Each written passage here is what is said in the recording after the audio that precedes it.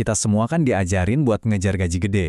Tapi gimana kalau saya bilang kunci kekayaan itu sebenarnya bukan di angka slip gaji, tapi di sesuatu yang sering banget kita lupain. Yuk kita bedah bareng-bareng kenapa jadi kaya itu lebih soal sistem, bukan sekedar gaji. Pernah nggak sih kamu ngerasa aneh, gaji dikejar terus, promosi dapet, tapi kok rasa cemas soal duit tuh kayaknya nggak pernah hilang ya? Harusnya kan gaji besar itu artinya hidup aman. Tapi kenapa ya realitanya seringkali nggak gitu? Coba deh, lihat di sekitar kita. Ada tuh yang gajinya 20 juta, kelihatannya mapan banget. Tapi diam-diam, tiap akhir bulan dia cemas nungguin gajian berikutnya. Nah, di sisi lain, ada yang gajinya mungkin cuma setengahnya, tapi asetnya malah nambah terus. Dia punya dana darurat, investasinya tumbuh, dan tidurnya jauh lebih nyenyak. Apa sih yang bedain mereka? Jawabannya, simple banget.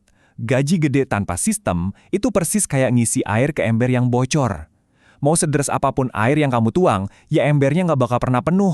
Masalahnya bukan di air yang masuk, tapi di wadahnya. Oke, sekarang coba kita telusuri akarnya. Kenapa sih banyak dari kita tuh tanpa sadar punya ember bocor?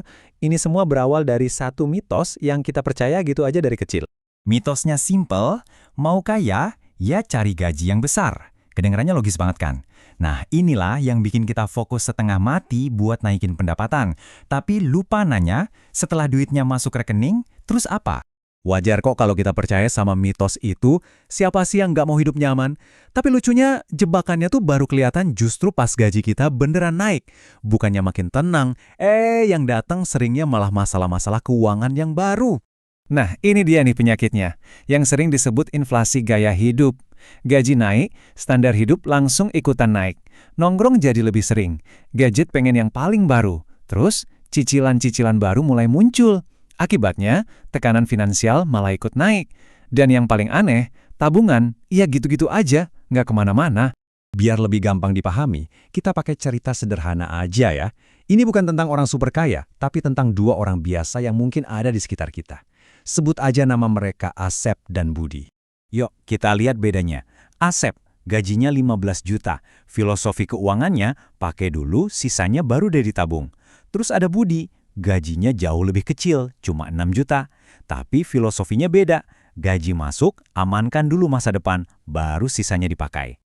Nah, ini dia, sistem sederhananya si Budi. Tiap gajian, sebelum uangnya nyentuh pos pengeluaran lain, dia langsung amankan 10% buat investasi dan 10% buat dana darurat. Sisanya, baru deh buat hidup. Aturannya simple, tapi efeknya ngubah segalanya. Kita percepat waktu 5 tahun ke depan. Hasilnya, beda banget. Si Asep, dengan gaji 15 jutanya, justru makin stres karena uangnya selalu habis sebelum akhir bulan. Sementara Budi, hidupnya jauh lebih tenang. Dia punya dana darurat dan investasinya tumbuh terus secara konsisten. Keduanya sama-sama pekerja keras loh. Ini bukan soal siapa yang lebih pinter atau gajinya lebih gede. Bedanya cuma satu, Budi punya sistem yang bekerja untuk dia, sementara Asep cuma ngandelin niat yang seringnya gampang goyah. Dari cerita tadi, kita bisa lihat kan betapa kuatnya sebuah sistem? Sekarang, mari kita bahas lebih dalam. Apa sih sebenarnya sistem keuangan itu dan kenapa ini jauh lebih penting daripada sekedar niat baik? Sistem keuangan tuh kedengarannya rumit ya, padahal intinya sederhana banget. Ini adalah cara kamu ngatur uang yang jalan otomatis, jadi kamu nggak perlu capek-capek debat sama diri sendiri tiap gajian. Bulan ini nabung berapa ya? Karena kalau nggak ada sistem, kita cuma punya dua senjata yang lemah banget, niat dan sisa. Niat itu gampang luntur kalau kita lagi capek atau banyak godaan. Dan sisa itu hampir nggak pernah ada, karena pengeluaran tuh selalu nemuin cara buat ngabisin duit kita. Sistem yang sehat itu punya 3 kekuatan. Pertama, dia otomatis, kayak detak jantung, jalan sendiri tanpa perlu disuruh. Kedua, konsisten, kayak air yang netes, dia kerja terus-terusan tiap bulan. Dan ketiga, terstruktur, alurnya jelas. Jadi sistem ini tetap jalan bahkan di hari-hari pas kita lagi malas atau nggak termotivasi. Oke, teorinya cukup. Sekarang kita masuk ke bagian yang paling penting. Gimana cara ngebangunnya? Ada 3 langkah praktis yang bisa kamu mulai terapin dari gajian berikutnya. Pertama, dan ini yang paling krusial, bayar diri kamu sendiri dulu. Artinya, pisahin porsi buat masa depanmu di awal, sebelum uangnya dipakai buat yang lain. Kedua, otomatiskan. Jadikan tabungan dan investasimu itu kayak cicilan, kepotong otomatis. Dan ketiga, balik logikanya. Utamain ngebangun aset, bukan naikin gaya hidup. Coba deh renungin ini. Kalau cicilan aja bisa otomatis ditarik dari rekening tanpa kita suruh. Kenapa buat hal yang jauh lebih penting kayak nabung untuk masa depan? Kita harus nunggu diingetin dulu. Perlakukan masa depanmu itu setidaknya sepenting cicilanmu. Dan ini pengingat penting banget di zaman sekarang.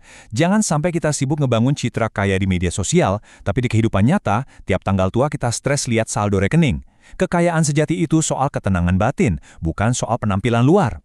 Baik, kita sudah sampai di bagian akhir. Inti dari semua obrolan ini adalah tentang mengubah cara kita berpikir, yaitu dengan mulai ngajuin pertanyaan yang benar ke diri sendiri. Ingat ini baik-baik ya, gaji itu bisa naik, tapi bisa juga berhenti kapan aja, entah karena PHK, sakit, atau bisnis lagi sepi. Di masa sulit, yang bakal jadi jaring pengaman kita bukanlah kenangan gaji besar di masa lalu, tapi sistem keuangan kokoh yang kita bangun hari ini. Jadi, mungkin selama ini kita kejebak dalam pertanyaan yang salah. Kita terlalu sering nanya ke diri sendiri, kenapa ya gaji gue rasanya kurang terus? Yuk, kita ganti pertanyaannya. Mulai sekarang, tanyakan pada diri sendiri, sistem keuangan saya udah benar atau belum? Karena jawaban dari pertanyaan inilah yang akan benar-benar mengubah masa depan finansial kita.